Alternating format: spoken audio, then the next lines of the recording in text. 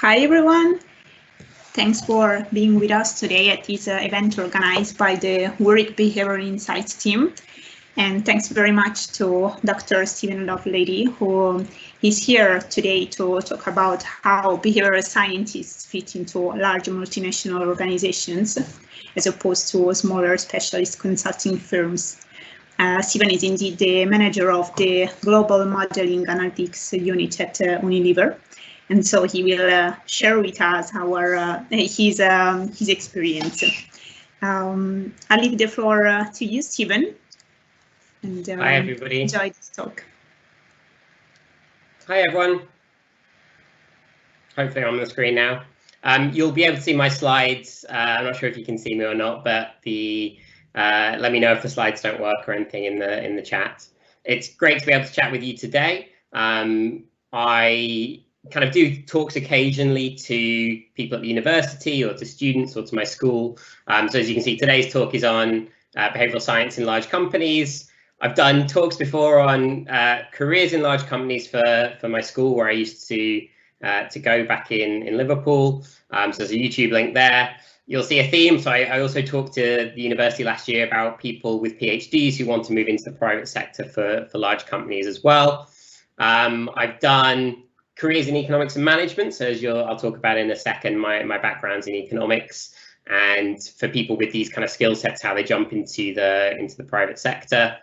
And really, but I've done all these things as well. So I've been a consultant, data scientist, and in academia when I taught at the university. So we've got time for questions at the end. More than happy to take questions on kind of anything related to that you want to really talk about.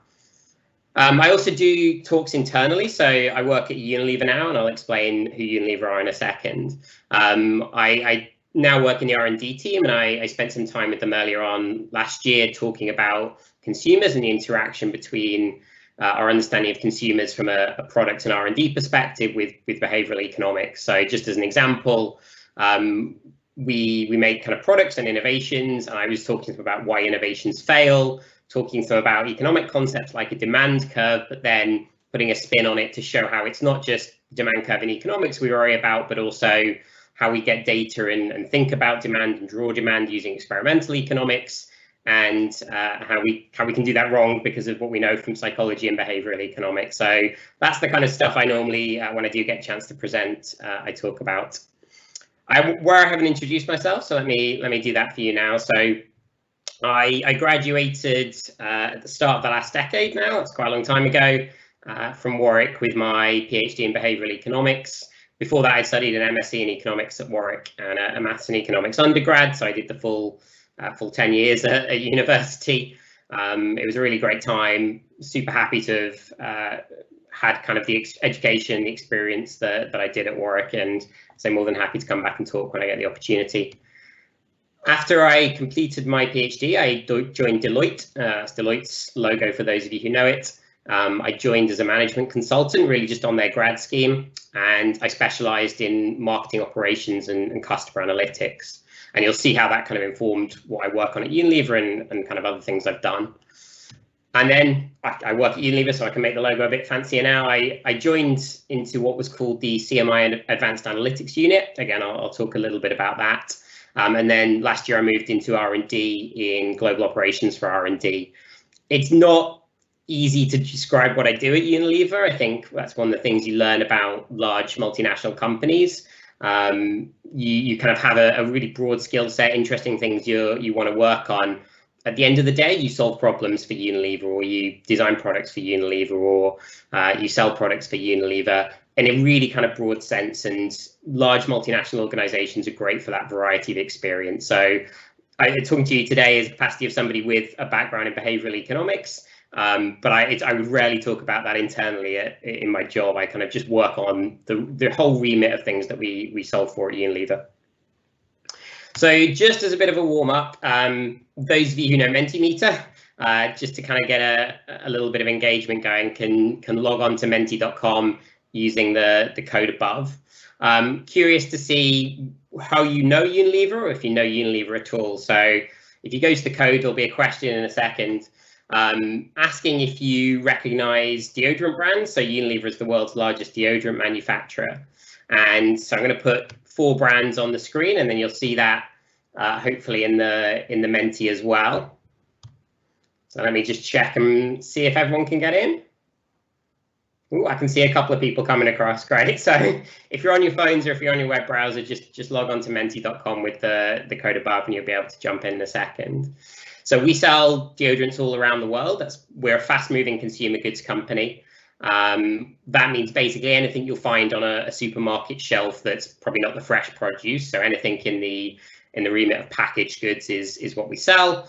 We sell all across the world, so depending on where you're from, you'll recognize different brands in different markets, but specifically these are UK Deos brands. And in the market of UK Deos brands, the question is going to be which of these is a Unilever brand. So I don't expect you to know it because we don't really advertise Unilever in that sense. We advertise the brands, but some of you may be aware of some of them.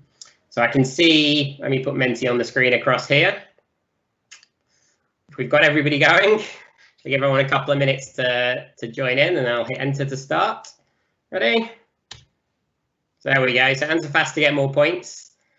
The question is, which of those Deo brands is a Unilever brand? So have a look at your phone. Let's see where we get to.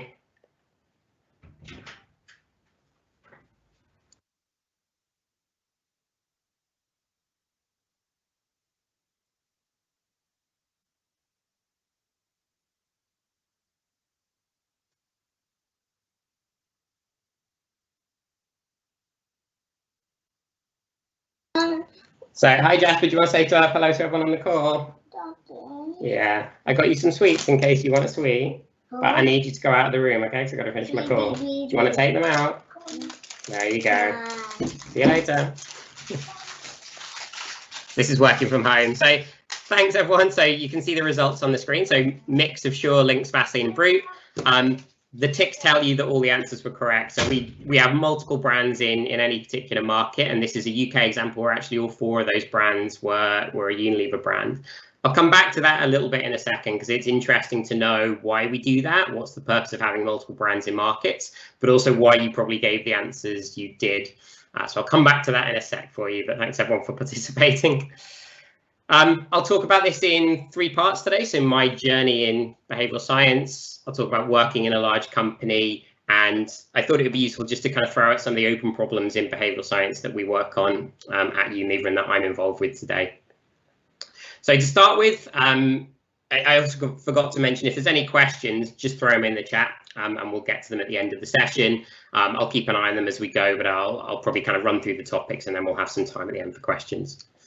So a little bit on my journey in behavioral science, right? So I gave you a little bit of a hint earlier about my educational background, but I'll go into a bit more specifics. The subtitle for this section is possibly interesting, hopefully relevant, but ultimately minor kind of claims to fame I've got in this particular area. So claim to fame number 1, I was quarantined in a room on campus during a pandemic before it was fashionable. So I'm aware how much it sucks for you guys, especially those of you in your undergrad, to be in a kind of completely alien kind of environment as we currently are and learning not in the way you imagined or hoped you would be. And I just want to say I've got nothing but sympathy for you and it's sort of immense credit to you for continuing with your studies and sort of in spite of all the challenges at the moment.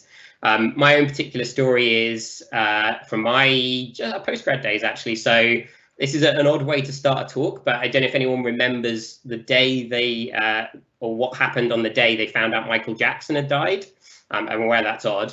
My memory of it is because I was in a gig in the Students' Union building at the university, and the band were playing, and then they went off for the encore. They came back on, and they told us that Michael Jackson had just died, and it was a kind of big moment. The reason that sticks in my mind is because in that gig, that sweaty environment in the Students' Union, I contracted swine flu, and this was right back at the start of the swine flu epidemic in the UK, and I was one of the first people in the UK to pick it up at that particular time, and I was quarantined in my room on campus for a whole week. And just being in my room for a week on campus drove me absolutely insane. It was just at the end of term and everyone was leaving and I couldn't do anything. So immense credit to those of you who've been in similar circumstances for an even longer period. I have nothing but sympathy for you. Claim to fame number 2. So I was a PhD student of Daniel Scroy, who I'm assuming some of you do know. I think I was probably his first PhD student in behavioral economics. So he used to be an industrial economist. And he was involved with some of the happiness research that went on in the economics department with Andrew Oswald at the time. And I think we converted him over to behavioral economics. So that's my kind of lineage through the economics department. When I was a postgraduate student, I was able to do some teaching, and I was fortunate to get the responsibility of being a lecturer in first and second year microeconomics. And at the time, I was researching in behavioural and experimental economics, so I chose to put them into the content of the course. And I think when you look online now, they're still there today. So it was an interesting time at that, mid 2000s, when it was just becoming more fashionable, and it was really great to see engagement with undergraduate students who wanted this kind of content in their undergraduate courses. I also did some research assistance on the early behavioural economics research at Warwick. So I think it's a Journal of Labour Economics paper on happiness and productivity with Andrew Oswald. And you'll see my small contribution on the right-hand side. I was one of the research assistants in the lab at the time doing the experiments with the team. And that was kind of my introduction to kind of very applied practical behavioural science, knowing what it took to run those experiments, to kind of design them, to think about the results, and sort of go through that publication process. So sort of proud of that sort of small contribution I made into academia before I jumped out into the private sector. Probably the most impressive thing, I came up with the name DRAW. So I'm assuming probably most of you know DRAW, which is the kind of cross departmental body at Warwick for decision science. I had a look again on the website. It's still there today, so it's been long lasting, but I was one of the initial people on that team who set up DRAW as it was then, for both running experiments, for the forum, which was the academic talks. And I remember the whiteboard where we were throwing kind of words on the board, trying to think of what this group would be called before we ultimately landed on DRAW, which I do believe was my idea. I think I was the one who came up with it, but it's nice to see that kind of legacy of interdisciplinary research has kind of persisted through probably the 15 years kind of since we kind of worked on that, which is really nice. Probably less proud, right at the start of DRAW, I managed to hack the university email system in order to recruit people for the lab, so when we ran experiments. And I don't mean hack in the kind of pure kind of nefarious sense there. There was a kind of unknown little exploit in the university email system where you could mass mail people, but only if they were kind of in your in a kind of assigned to a particular cohort, so like Econ 101 students or Econ 201 students. But what they didn't realize was you could daisy chain those together and connect them all up to create the group of groups. And I created the group of all the first year students due to enter the university that year, and emailed them before they'd started at the university saying, do you want to earn some money, sign up to do some research on campus? And it was amazing. We got 1,000 participants in our first year, tons of people to do great quality research. But it did require kind of a little bit of sort of slightly amoral use of the email system to really, grab the attention of people before they'd started on the sort of things that people could do at the university. I don't know, let's say wide variety of backgrounds, I imagine, of people on the call, but I went in to do my PhD at Warwick with no intention of going into academia. I did it because I was being paid to do it through a research grant, and I really enjoyed the area of research. But it's something I'll talk a little bit about, is that there's lots of ways out of doing a PhD or out of doing postgrad studies with a PhD or master's in these kind of areas. Academia is kind of obviously talked about at the university for a good reason, but it's not your only kind of option. I'd say I was pretty clear it wasn't my skill set going forward, and I was always going to be better off in the private sector. When I left Warwick, I joined Deloitte on the management consultants graduate scheme for them. And I was kind of usefully used as a kind of break glass in case of emergency behavioural economics specialist for Deloitte. So they'd often talk to other large companies about, modern trends in business thinking. And one of them was behavioural economics and psychology. And I remember talking to some really important kind of, what we call C-suite, so the senior leadership of big companies, about, behavioural economics 101 and how they could use it in their insurance company or their financial services company, and what it meant, and productive ways to use it, and kind of dead ends to use it. and actually what it would mean for them and their customers. So it was a really nice kind of blend of what I'd done in academia and my PhD with my transition into university, out of university into the private sector. Since then, I've done kind of research and academic research very sparingly, but I have got one publication I'll draw attention to from a couple of years ago, where it's a piece of work I'll talk about in the talk, where we looked at the impact of our advertising on health and hygiene behavior, and specifically hand washing behavior, with soap amongst mothers in India, a developing market. I'll talk a little bit about why that's kind of so pertinent to Unilever and what we do. But I do kind of occasionally say keep in touch with that academic world if I possibly get the chance. So that's a little bit of my kind of journey through and out of academia. So the sort of main thrust of the talk today is on working in a large company, and specifically for me, large multinational companies with a background, an educational background in behavioral science. So, as I said, when you're at university, you're kind of into that mindset of the further you progress and the more you do in this area, the more you're kind of going down a quite narrow path of academia. Obviously, your tutors, your PhD supervisors are going to be in academia, and it's a kind of natural path of, publication onto the job market and then away. I think probably those of you know, if that's not a route, you're kind of discussed with economics consultancy as an option, especially for those in the economics department, as I imagine similar in the business school and other areas. That's kind of option 1B on the kind of list. Public institutions are an option and usually thought of for those who work in macroeconomics, like Bank of England or Government Economic Service. And then very rarely you'll have somebody talk to you about jobs in the kind of private sector and what that kind of world looks like. So you kind of go down the hierarchy a little bit, the more prestigious end at the top and the less prestigious end at the bottom. I kind of think in reality, the size and the kind of scope of these organizations mean the volume of people who'll have your backgrounds in behavioral science is probably the other way around, right? So this is a kind of fairly well-known kind of base size effect. More people work in the private sector and in public institutions than do in academia. So just by virtue of those organizations being so massive, people with your backgrounds will end up in them just kind of statistically over time because they're such big organizations.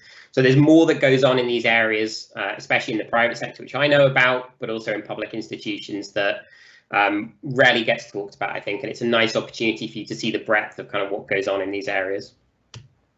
So related to that, so I'm going to throw some data up on and have a think about what you think it is. So this is a distribution where it's kind of a tails distribution. You've got, obviously 44% at the top, 15% at the bottom, very bimodal, and a kind of fairly flat kind of bit down the middle. So to give you a hand about what that data might be, some axes, so 500 or more at the top and 0 to 1 at the bottom are the kind of two biggest categories. So related to our previous conversation, you might have worked it out, but this is the UK government statistics on where people, or the size of companies that people end up working in. So this is saying 44% of employees in the UK work in companies that have 500 or more people. So let's call them large companies. 15% 0 or 1 mean either you're a sole trader, so you don't have an employee, or you're working with one other person. And small kind of companies, so let's say we talked about smaller boutique consultancies in the start, would probably be in the middle, probably that 10 to 50, 100 kind of group. Much smaller kind of gamut of people overall in the population work in small and medium companies. A plurality of people, as you can see, end up working in the very biggest companies. That's for everybody in the population. Haven't checked, there wasn't data, but I imagine for those with kind of undergrad or graduate qualifications, it probably skews even more towards the bigger firms.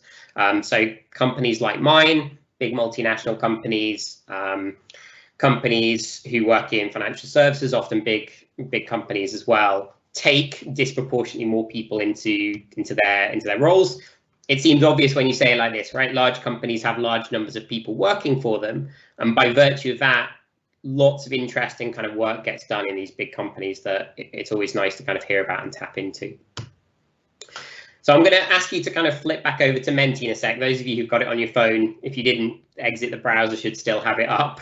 But I wanted to get a sense of your let's say your priors, what your going in position is. So it's a kind of word cloud exercise just to give me 1 or 2 words that you think about when you think of behavioral science in large companies. So let me just advance to the next slide and put it up.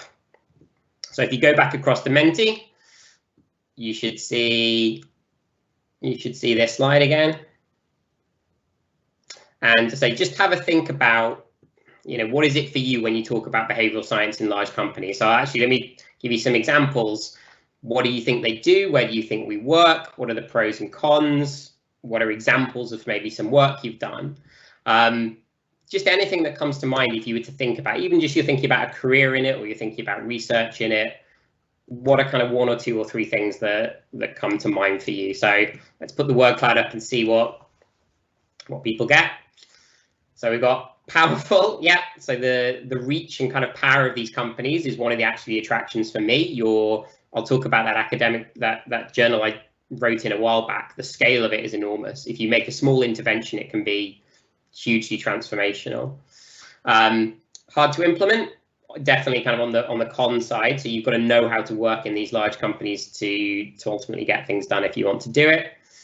Oh, more coming through now. So variability is another good word I saw there. So one of the attractions for me was that real kind of mix of things I could get involved in. I wasn't narrowly focused like I was in my PhD. I was very kind of broad and able to dip in and out of different things. Marketing as a word coming through. I'll talk about that in a second. Consumers and consumer profile definitely as well.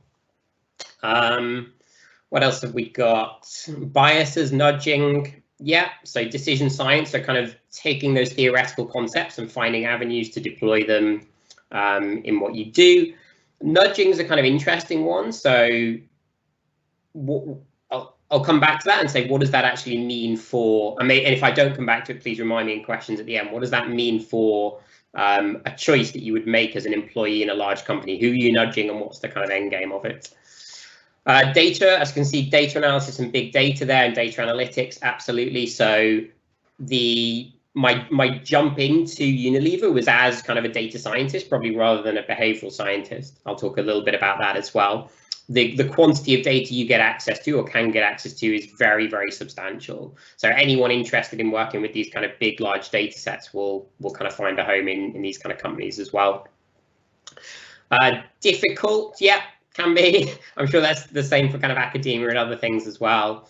Any other ones there? Innovative, yes. So one of the pressures of kind of a commercial organization is it forces you to be innovative. You've got to move quickly because of the competitive pressure in your particular area. So fast moving consumer goods, the area I work in, is probably, I would say, the most competitive private sector area. And you'll tell that by the size of our marketing budget. So some really kind of interesting words there. I'll pick up on some of those as we go.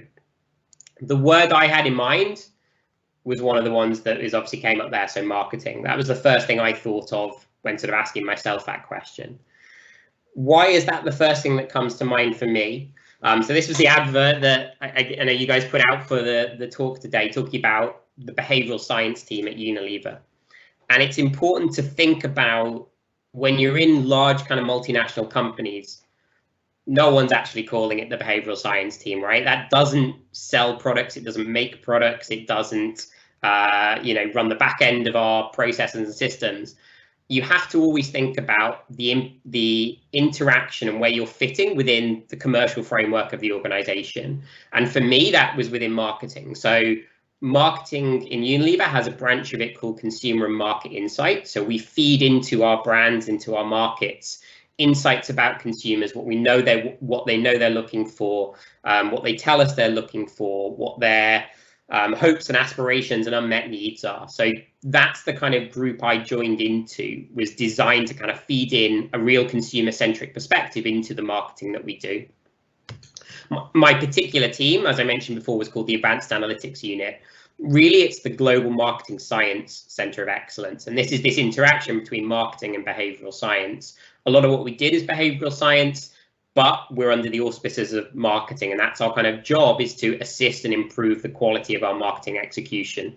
Ultimately, that's how we're creating value, which is a kind of private sector word, but how we create value for the business. So I say I did that for 6 years, and by the end of my time in marketing, I was running that particular team, which I say was based up in Port Sunlight and is now kind of based in London.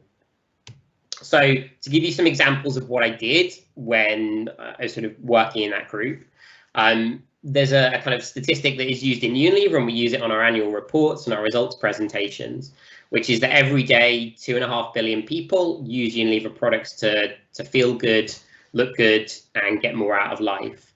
And that actually was my job, or one of my jobs was to count that, right? So think about how we would estimate that particular statistic and versions of it based on the data we have. We talked about data earlier on in the piece, but thinking about also some of these quite behavioral concepts of what do we actually mean by using a product?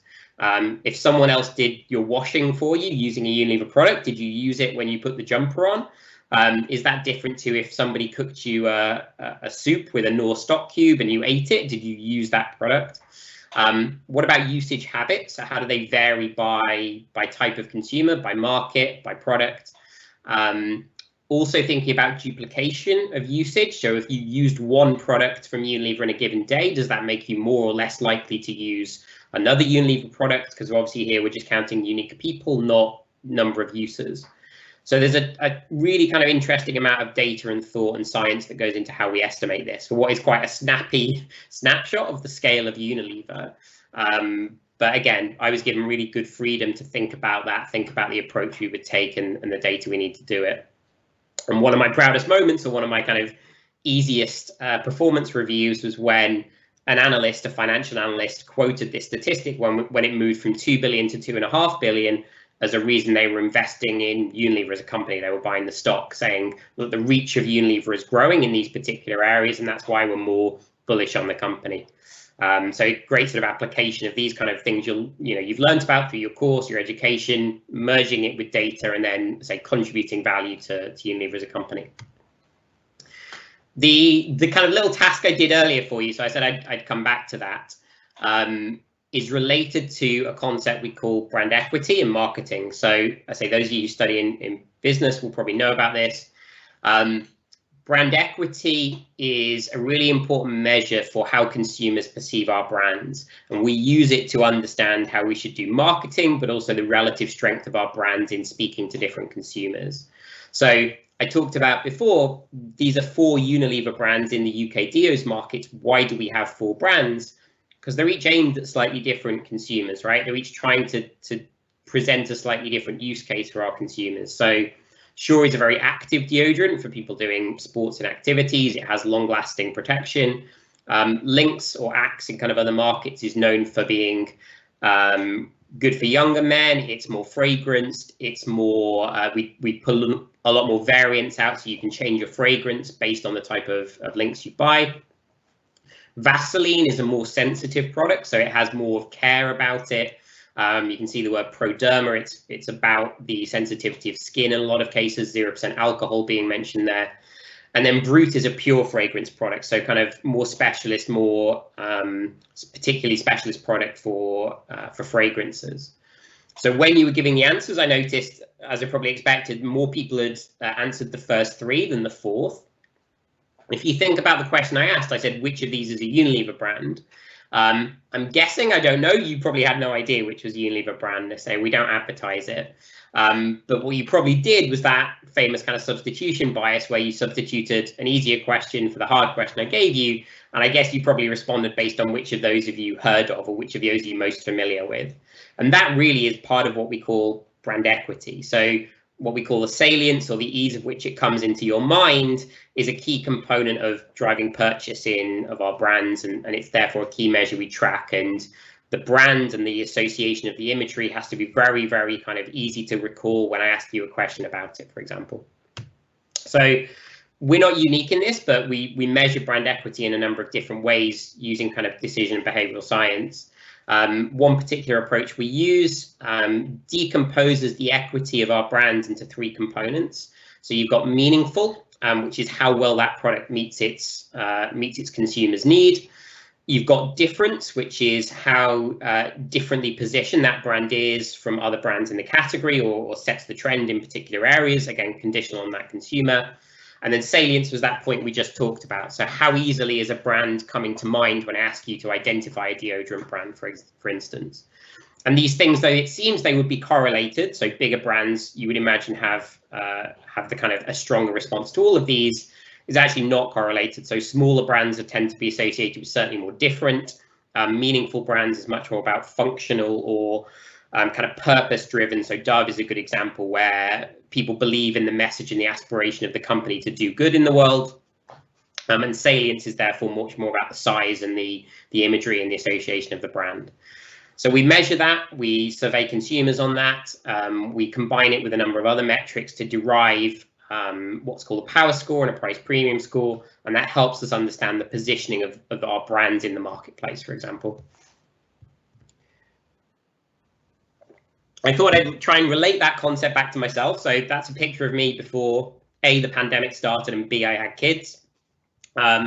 So I kind of on my LinkedIn page talk about myself as an experienced analytics leader, behavioral economist, and marketing data scientist. So hitting all the key search engine optimization terms for people searching for, people with my particular skill set. But thinking about your brand as an individual, and I say those of you looking at jobs and kind of what you want to do, it's really important to think about what you're selling to a company. And especially in large companies, you don't have to be kind of very narrowly focused. So I've talked about this in some of my earlier talks. I'll link to at the top of the slide. You should know who you are and kind of what your selling point is for a company, but it can be kind of an interesting mix. So I usually throw these words out when I talk about myself. I'm quite numeric and obviously a data science background, but that's on the top left. If I look at the bottom right, I'm actually very visual, and that's how I solve problems within Unilever, and that's how people would associate how they work with me. Similarly, very instinctive. I try and get quick answers out to I have a good sense of kind of intuition for what the answer should look like. So it's a kind of matrix for me of how I communicate my own brand within Unilever. If I was thinking about that meaningful, different, salient framework, meaningful probably for me means hopefully people believe when I say I'm going to do something well, they trust that I'm going to do it.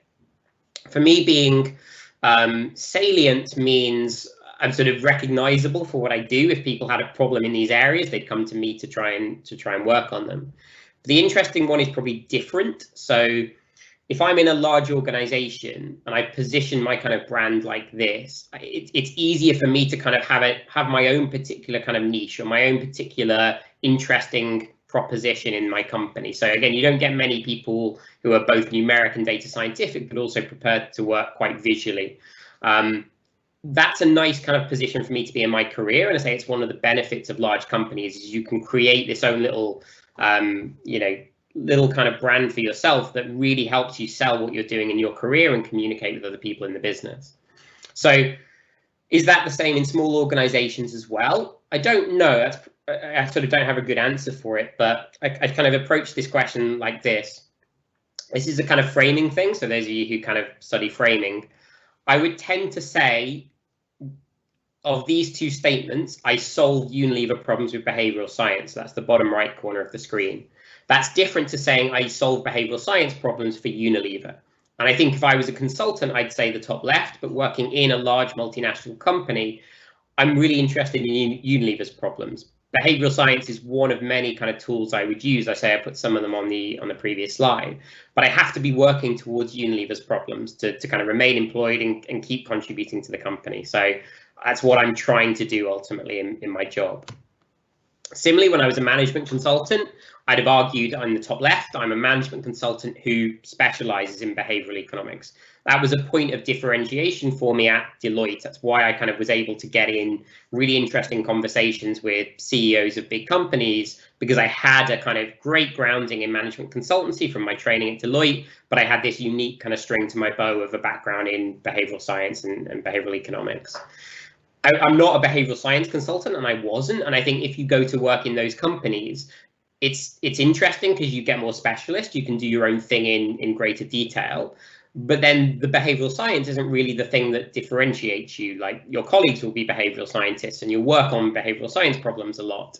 So if you want to think about being differentiated, I think it's actually easier to do that in larger companies where having a unique thing you do is actually a way to stand out, and for those of you interested, progress quite quickly in your career. So this is a similar kind of idea. This is, for those of you who recognize the quote, the kind of version of what I've just talked about is in the top left. So your behavioral science is more than a body of knowledge. You'll acquire that through your studies, but try and think of it as a way of thinking and a way of approaching problems when you go into private sector or large companies.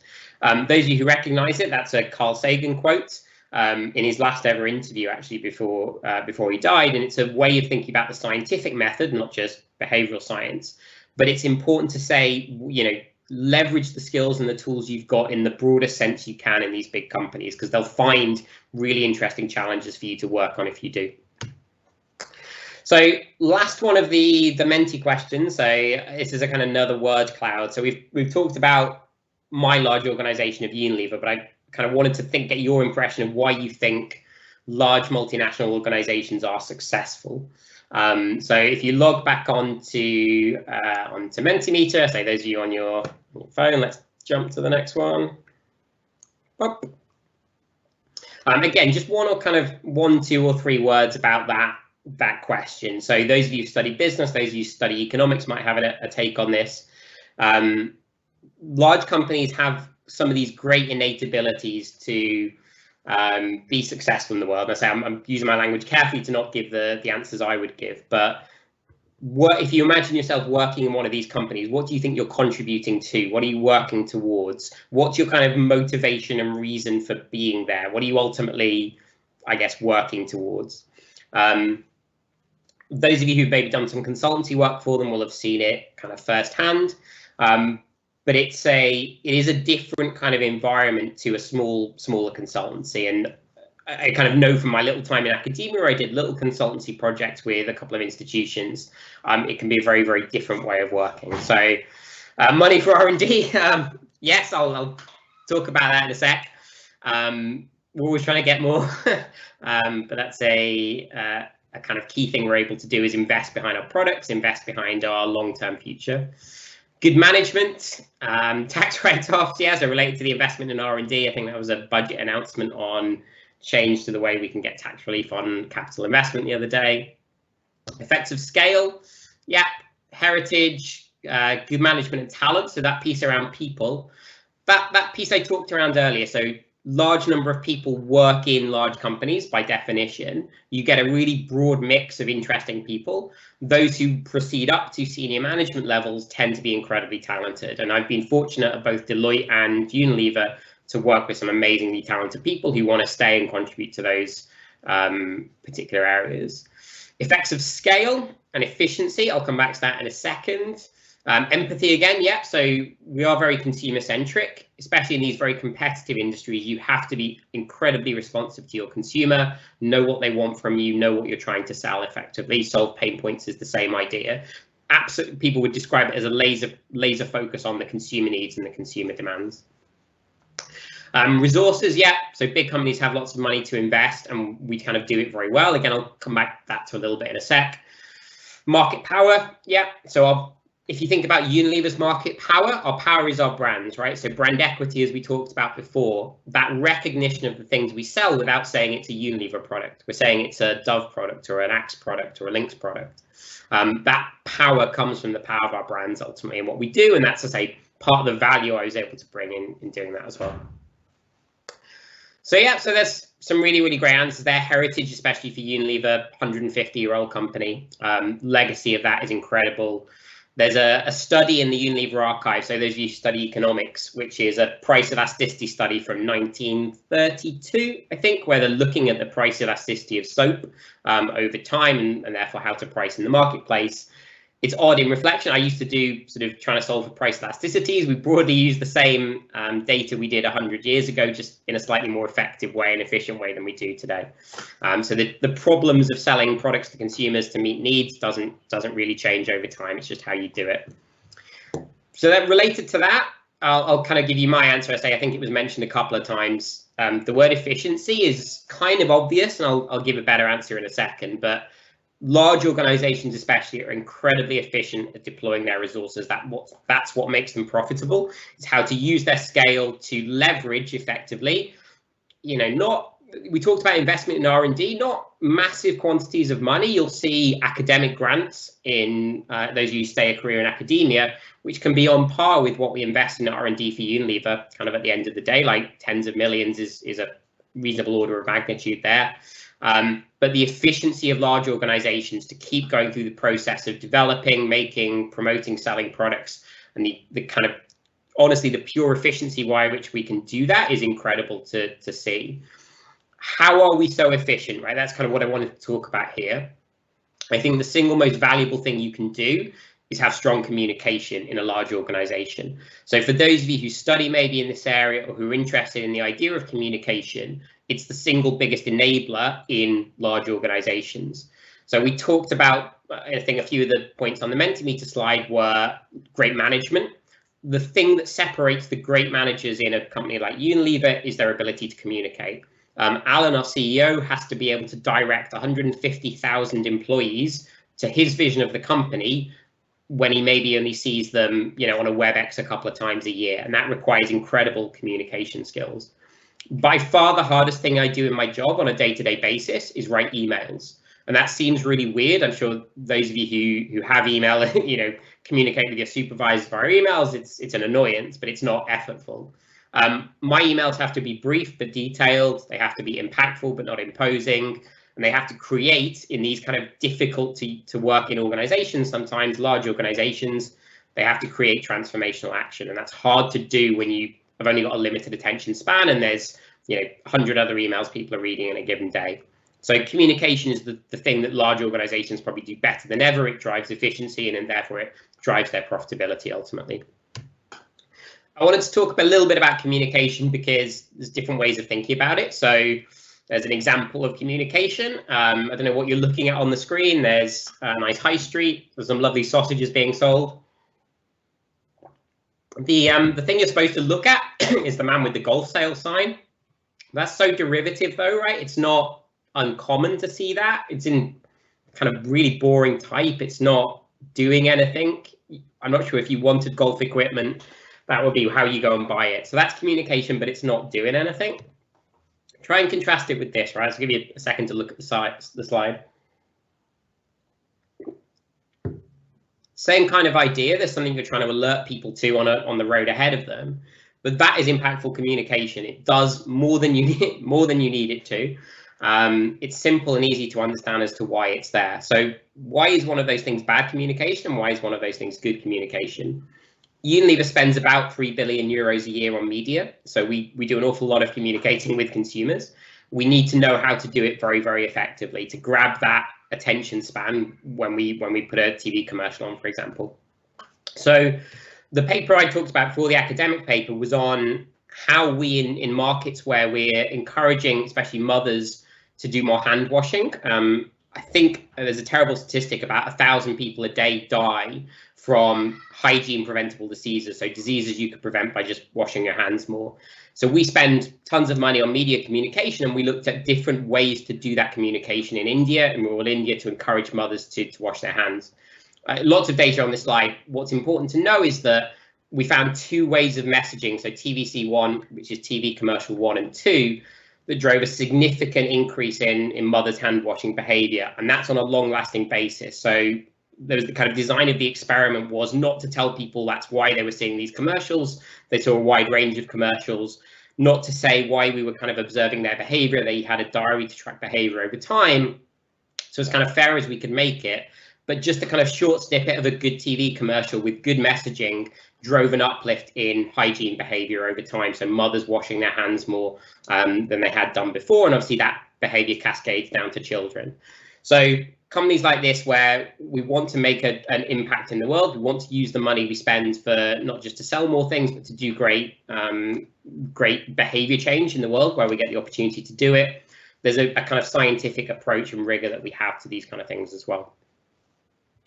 So that's a little bit about some of the problems you'll see in marketing, especially within a large company working on decision science.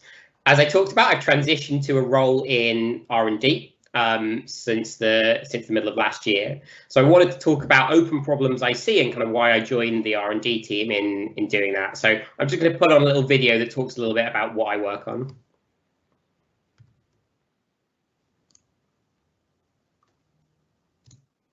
Let me go back.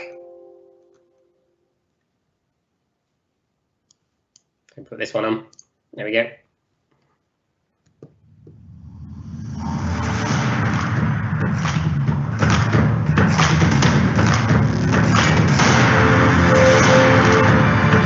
At Unilever, we've always used the latest technology.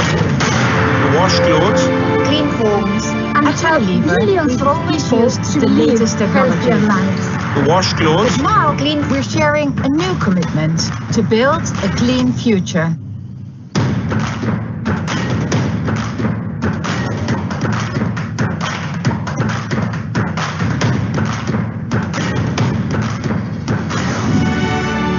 Deliver a big positive impact.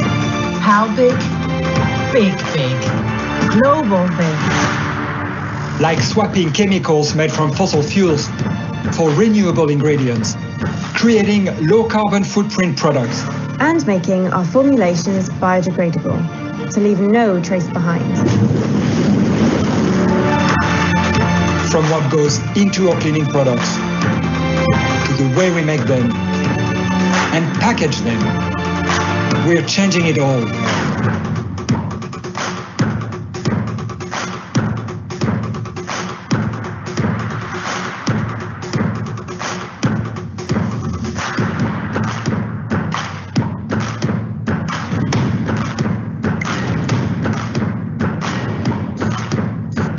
Ours will do both.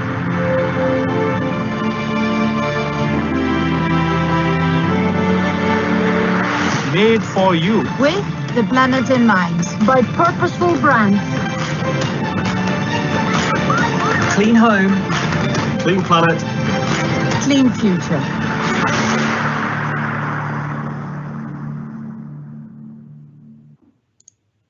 So I hope you guys were able to hear that. I had an issue with the slides, right, to jump out of the presentation mode just to show you it. So let me just flick back in to my slide. There we go. So that's a TV commercial about Clean Future, and I work in now Unilever's home care R&D group. And Clean Future is essentially our strategy rooted in science and technology to really change the game on the way cleaning products work. So you probably don't know, but cleaning products in the main are derived from fossil fuels, as it says on the left-hand side of the screen, and the commitments we can make through science and technology to reducing our carbon footprint, to reducing greenhouse gases, to increasing biodegradation of all our products is at the heart of what we're working on at the moment. So looking at that on the screen, it just looks like a chemistry challenge, right? So why would an economist need to work in it? I'll give you kind of 3 examples of the things I get involved with, and to show it's not just a science challenge, it's a consumer challenge, it's a behavioral science challenge as much as anything else.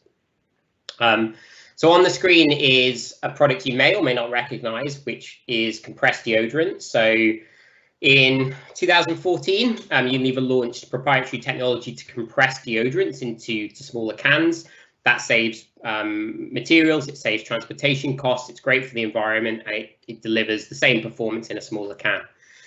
The reason you probably don't recognize it is consumers didn't buy it. We put the technology out there, we marketed it, and nothing happened, and we lost market share as a result. So why do consumers not think that was a good kind of product for them and the environment ultimately? Not sure. Why then do consumers really like this other product? So this is a current product in market in Brazil. Those of you who are from Latin America will recognize Omo. It's known as Persil in the UK. We've launched Dilute at Home laundry liquid in Brazil, and it uses, I think it's a 500 ml, 665 ml bottle there, and it creates 3 liters of laundry liquid when you dilute it yourself at home. And that's been a huge success, and it's based on exactly the same principle as the thing on the left, which is you can make the product smaller, more energy efficient, more environmentally friendly, and give consumers the same product. The question is, why did the one on the right do very, very well and the one on the left not do well at all? Not sure. Say it's an open question about how we can try and better predict when we make these kind of changes to our products where they go smaller, that consumers don't think they're any worse off for it, that they understand it's the same product delivering the same functional benefits to them. So we don't know. Answers on a postcard. Another piece of our Clean Future strategy is our commitment to plastic waste. So we're committed to a whole stream of initiatives, and my boss is also the Global Vice President for Science and Technology Development in Packaging. So we have a couple of ways we look at our plastic waste, one of which is to increase the recycled content that we call better plastic. The second is to reduce the amount of plastic, called less plastic, and by, for example, making products smaller. And the third is to seek alternatives to plastic, so called no plastic. So definitely doing our bit to contribute to a better world where companies like ours don't give as much into the environment in terms of plastic waste and take responsibility for taking it back out. The products you'll see on the screen have something interesting about them. You may notice, you may not, but so they're different brands in our different categories. But these are all refillable products. So the two bottles on the left and the bottle at the bottom right are metal. I think they're made of aluminium. The bottle on the top right is a reusable soap bottle as well. And in the UK, you can buy these and a number of other products at Tesco. So Tesco is our partner for this activity called Loop in the UK. The question is, how do we get more consumers to buy into it? How do we get them to remember to take their refillable parcel to the supermarket when it's easier, it's more convenient for them to just take a new plastic bottle off the shelf? We'd love to work in a world more like this. It has massive supply chain benefits, environmental benefits, cost benefits for us, but it's a consumer challenge. It's getting the buy-in from consumers that this is the way to shop ultimately going forward. So how do we do that? Again, don't know. We're kind of really interested in ideas to think about transitioning consumers from one model of purchase to another model of purchase. The last one I'll talk to you about is biodegradation. So Unilever has made a commitment to make sure all of its products don't persist in the environment by the year 2030. There's plenty of products that we sell that are already at that stage and others that aren't. We have to make really significant changes to our formulations, so the products themselves, to think, okay, how do we make sure our formulations do ultimately biodegrade? I'm not expecting you guys to be scientists, but actually the biggest area of challenge in this kind of space is given by the below graph. You may have spotted the word fragrance on the left-hand side of that axis. Fragrances are an interesting idea in cleaning products. We want to make them smell nice. We want to give good consumer association with the products when they use them. But obviously, we bottle them many months before we sell them, and the fragrance will lower over time in its intensity below the point at which it's perceptible.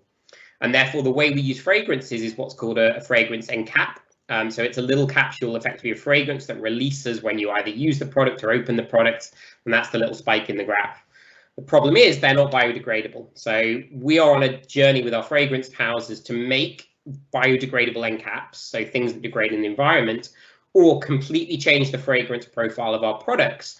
But that's a huge kind of adaptation for consumers. If the products they're used to no longer smell the way they did, it's smell, I'm sure those of you who do psychology, it's one of the most kind of emotive and kind of memories that will embed in your mind if you associate it with a good consumer experience.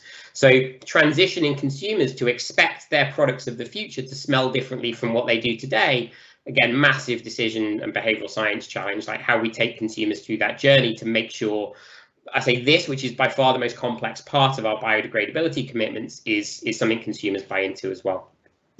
So I thought I'd say open examples there on the world of biodegradation and some of our big challenges that we were kind of locked into. I don't know how much time we've got left. I'm happy to stay for kind of another half hour or so if people want to ask me questions.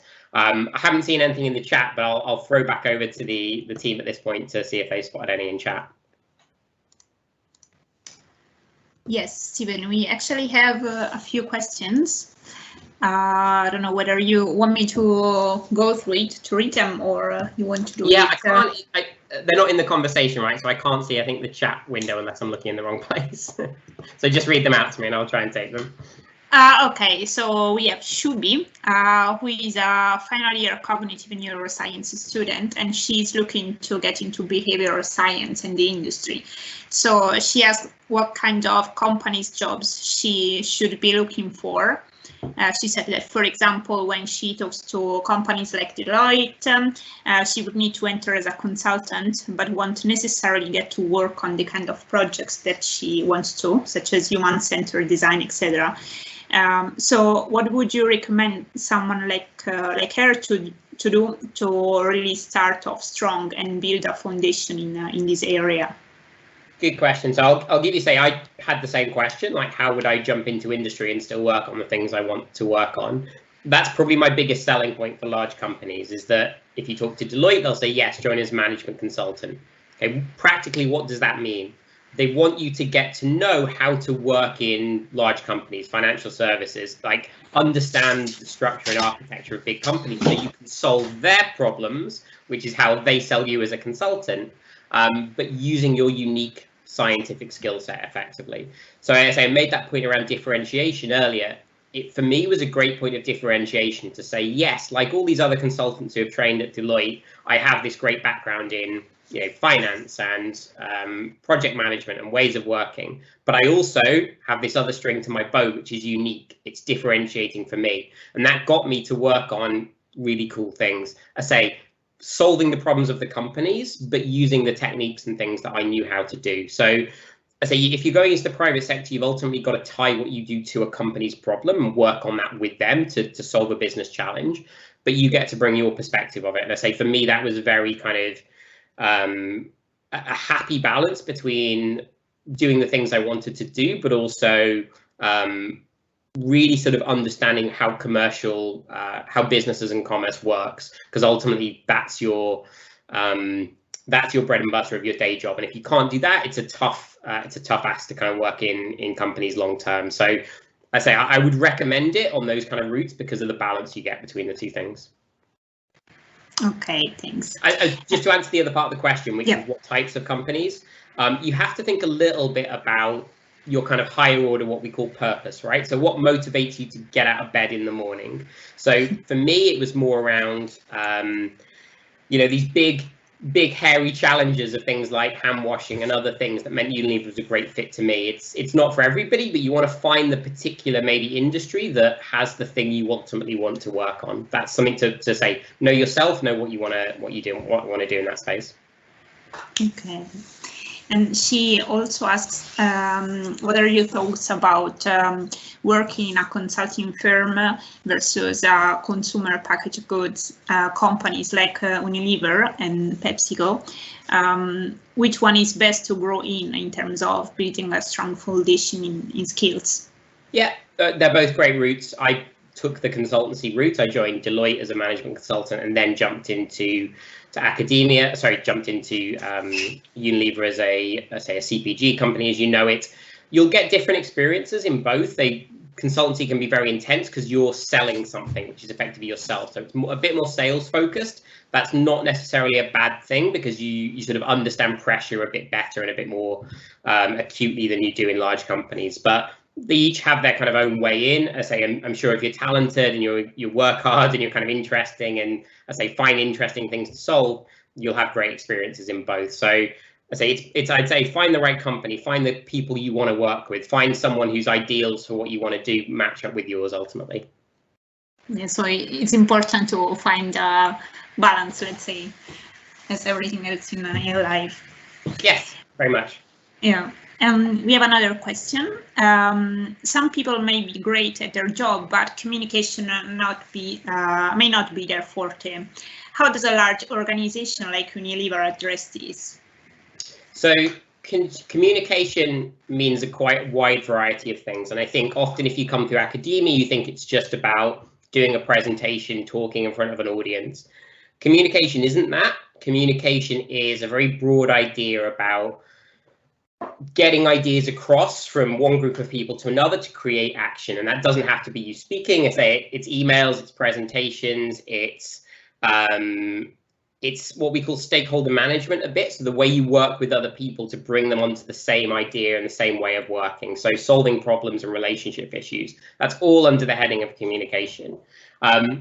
It's a thing you will constantly have to work at. So there's no easy answer other than take it seriously as part of your development, especially in private sector companies.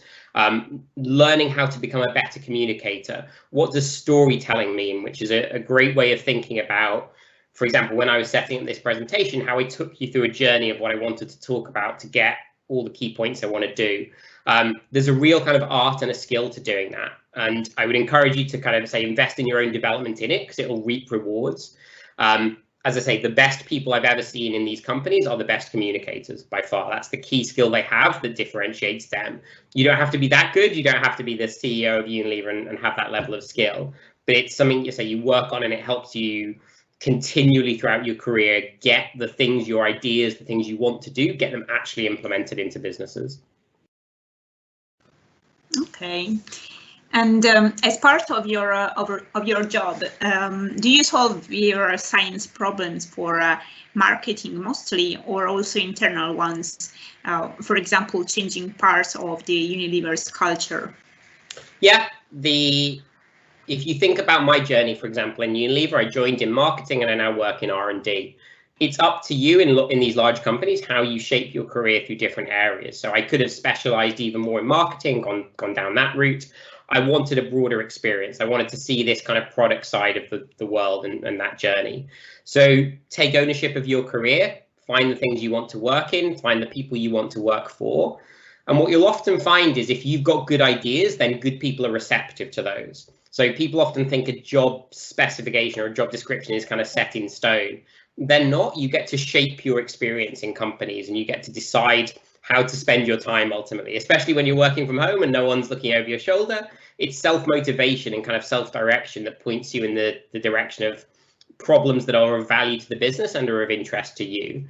So I do kind of all sorts of work. I do plenty of work in finance, HR, I say R&D is where I'm based, but these kind of sometimes the best way to describe like a large company like Unilever, it's a series of connected gears, right? You turn one gear and something else turns, and they all have to turn in the same direction to get these products to market effectively and efficiently like we do. So you see the interactions between parts of the business, and again, you get to choose a little bit how you spend your time in those interesting things. It's one of my strengths is knowing the breadth of Unilever and being able to interject myself where I think there's friction in the system, or if I could connect these two things together, it would work even better than it does. It's a great way to kind of show your value in large companies, for instance. Okay, so everything is very well integrated, like throughout the whole company. Yeah, and it's difficult to see from the outside, right? So if you just looked at an organization chart for Unilever, it wouldn't make sense as to how the parts are connected together and what we call the rhythm of the business, so how things flow from one to another. You learn it quickly, you learn how the processes work, and that gives you this kind of insight to know where your talents and where your skills are going to be the most value. Say people who have good ideas and want to solve tricky problems are always in demand and always find kind of interesting pieces of work to do. But I say volunteering, putting your hand up and saying, I think I can solve that is a great kind of great way to be noticed and recognized in your career. Yeah, for sure. We also have another question from Nazli that asks, if you were to employ a junior behavioral scientist in your team, what would be the core soft and technical skills you would be looking for? So, good question. If I do interviews, I think mostly, as I talked about earlier, about the passion and the purpose of that particular person, right? So I need them to be motivated. I want to understand what motivates them, and I want it to be a good fit with what we're working on. So put the technical stuff to one side for a second. I need to understand who you are and your own intrinsic self-motivation and what you're passionate about, what you want to work towards. The next step down from that is to say, is your kind of personality, your culture, your approach to your job a really good fit for a large organization? So I say it's not for everybody. You have to, be a good, as we talked about, you have to be a good communicator or work on your communication skills. You have to network. And by that, I mean, as I said, know how to connect parts of the business together. The technical skills, it's interesting. We can always teach people technical skills. So I say my boss is a packaging technologist. He's talked to me about would I want to do a job in packaging.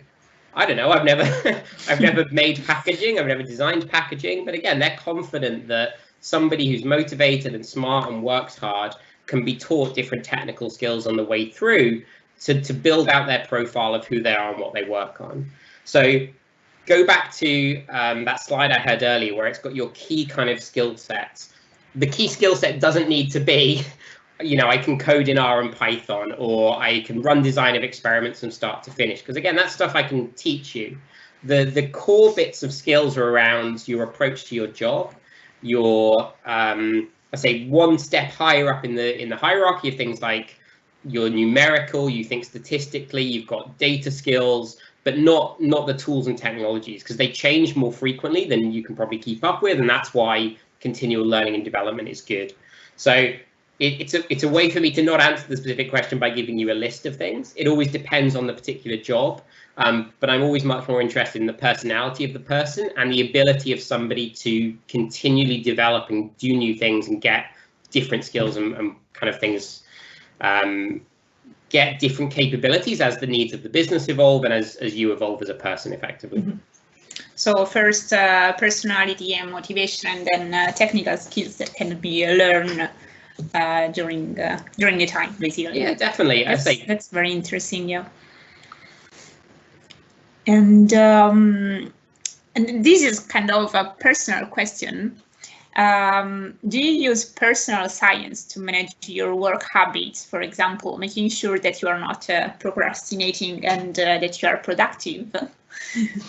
Good question. I think let me answer this in two parts. There's a kind of pre-COVID and a kind of during COVID kind of answer to this. So I think during COVID, it's extremely challenging to manage all the kind of demands of me, my family, as you saw earlier, working from home, committing to my son's education at home, and I'm very kind of, having studied these kind of behavioral economic psychology topics, I'm much more acutely aware of my decisions. So my choices are this, and I'm happy with my set of choices. Mm-hmm. So how I balance my work and my home life is within my control, and I actively kind of take a role in doing that, and I'm comfortable with the time I devote to my work and my personal life and everything else. And I think understanding those demands on your time and being comfortable with your choices is an important skill, especially during these challenging times, right? There's no there's no prizes for being a superhero and trying to do everything. There's choices you make about what time you've got and how to focus your energies on particular things and balance. And in industry, we have this idea of managing expectations, so making other people aware of how you're going to work. So for example, I tend to do more work in the evenings now than I used to. Reason is because I sort of do more education and schooling with my son during the day. I'm comfortable with that, and that means it's not stressful for me. I think people would find it stressful knowing I kind of work later in the evening. It's for me, it's actually the great balance. It's a way I can do all the things I'm interested in and keep balanced in my life. Let me take the pre-COVID answer, which is to say, like everybody else, I'm subject to biases and flaws in my own personality. I think having studied it, I think people will know you're more acutely aware of it. You implement those kind of commitment devices, as they're called, where you try and get yourself into good routines, good habits, good ways of working, good kind of ways of predicting your own fallibilities and finding ways around them. And I do kind of say, because I spot them easier, because I've researched them and thought about them, you do spot them easier and try and correct them. So I say, I hope what I come out of that with is an understanding of your kind of flaws and your kind of challenges, and procrastination are not the end of the world as long as you are conscious of how you function and the choices you've made to kind of function with those flaws, and make that as part of your personality and understand the impact it has on the kind of world around you. So I don't know, that's quite a philosophical answer, but knowing yourself and kind of knowing how you work is kind of a really useful first step on kind of either managing those behaviors or being comfortable with how you choose to work and how you choose to act, I think. Yeah, and my personal thought of this is that sometimes those people who are studying behavioral science and human behavior in general sometimes are those more mostly affected by biases. So they tend not to apply or apply less than other people these kind of strategies on their own behaviors to improve productivity or any other thing. And you certainly notice it more, right? So you certainly pick up when you see it, and you kind of think there's a better way to do that if I could. Mm-hmm. I think again, when you study, you know how difficult it is. So that's part of my thinking is if I can't solve this, if I can't, figure out a way to get through the day without having too many sweets or drinking too much coffee, I'm not unique in that challenge in the world. It shouldn't be a source of stress because it's certainly not unique in the human condition, I don't think. Yeah, for sure. We have another question. How have you used any, and this is I think on the line of what we are talking about now. How have you used any behavioral science concepts in your CV or cover letters? And if yes, how? So let me draw on that topic I talked about before. It's the intersection of behavioral science and marketing, right? So when you're writing a CV or a cover letter, you're marketing yourself in a very direct way. And we formalize it when we do research as behavioral science. We write theories, we draw it in mathematical language, or you do if you're an economist, you test it, you know it. There are, on the flip side of the fence, if you speak to anybody who works in the marketing industry or the media industry, there are decades and decades and decades of research about how people act and behave that are just second nature to people who do advertising and do media and do marketing. And therefore, my answer to that question is I could formalize my approach to writing a CV or a cover letter under the guise of behavioral economics, or I could kind of take a step back and think about more the simple idea, which is good marketing and good media should be clear, it should be concise, it should be attention grabbing. So that idea we talked before about salience means I have to grab people's attention to get them to remember me. I have to be memorable in that sense. So what does that mean when I write a cover letter or a CV? Has to be short, has to be impactful, has to be presented in a clear and easily digestible way for somebody, but it has to, at its kind of highest level, represent me, right? It has to be individualistic and speak to who I am as a person. So I have, for example, on my CV, if you go on my LinkedIn page, I'm sure you'll find it if you want to. I have a very kind of short statement of kind of like 2 lines at the top of my CV that would, if someone was just flicking through CVs, again, that's what they would see as a very kind of catchy 2 sentences or 1 sentence even on who I am. So we talked about communication earlier. Think about if you're the person reading these CVs, what do you want to see? You want to see clarity of thought. You want to see clear, concise language. You want it to be easy to understand. And that is how I would approach any kind of communication and marketing kind of task like that. Do I need to formalize that in the language of behavioral science? No, because I think if I take the 90% approach to doing really strong kind of understanding of what clear, concise communication is, the marginal 10% is, if I think of a really neat idea or something that would trick the mind or kind of grab attention, that's wonderful. But making the basics of it kind of really stand out are really kind of crystal clear and important, I think. That's a great suggestion. And for someone that has been in academic behavioral science for a while, such as a professor, do they have route into a big company? What separate skills would they need to pick up, and who in a big company should they talk to? Yeah, good question. So, for example, I partner the Vice President of Science and Technology for Home Care, and we have many academic partnerships with big universities around the world who are collaborators in some of the big academic grants we get. So one of the key kind of linkages in between academia and the private sector are some of these big research grants and big research projects where you get private sector money, you get government money, you get academic contributions, and it comes together in big things. The governments, for example, are incredibly keen on those things because they want to invest in, especially in the UK, in science and technology and research and development. And therefore, I would kind of use your professional academic network to know who are the kind of particular people in industry who are working on the same types of things you're interested in, working on research grants which have a private sector leverage contribution, for example, and kind of use your professional network in academia to make the connection into the professional network of similar people, but on the other side of the fence in the private sector space. So do people move across between areas? Yes. You probably want to jump in at that kind of senior kind of advisor strategic kind of level, and that requires you to know some of the big players in those kind of big particular research areas. So certainly leverage your professional network. Make sure you're connected into some of the big research programs that are going on with relevance to what you're interested in. And I think that's probably the best way to make the relevant connections in. So networking is everything. So let me give it yes, but I'm going to caveat that answer. So I often get asked about networking. And I always think networking is much more about being known for the quality of your work and what you do than it is about the people you know, right? So in that particular example, it's important to make sure that you're able to showcase the skill and the quality of research and quality of thought and thinking as the vehicle for somebody to remember who you are. And I saw this a lot in consultancy, where you get very junior people just going to drinks with senior partners, trying to, you know, say hello to them.